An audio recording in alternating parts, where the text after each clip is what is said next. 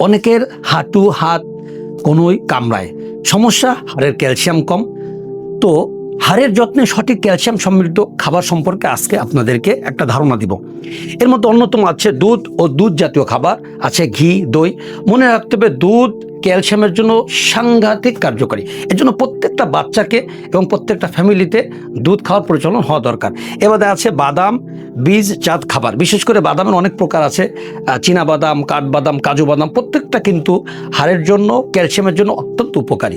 এবারে রয়েছে ছোট মাছ, মলা মাছ, আমাদের দেশীয় যে ছোট পোনা, প্রত্যেকটা পোনার মাথা, ঘিলু প্রত্যেকটা কিন্তু ক্যালসিয়ামের জন্য কার্যকর। এবারে আছে শাকসবজি, অধিক পরিমাণ শাকসবজি খাওয়ার অভ্যাস আমাদের প্রত্যেকটা ফ্যামিলিতে দরকার। এবারে রয়েছে কমলা, টক জাতীয় খাবার, বিশেষ করে আমাদের আছে কাগজি লেবু, এই জাতীয় খাবারগুলো কিন্তু ক্যালসিয়ামের জন্য কার্যকারী। তো শরীর সুস্থ রাখার জন্য এই জাতীয় খাবার অবশ্যই খেতে হবে এবং মনে রাখতে হবে ন্যাচারালভাবে প্রাকৃতিক খাবারের মাধ্যমে সুস্থ থাকার চেষ্টাটাই বুদ্ধিমানের কাজ।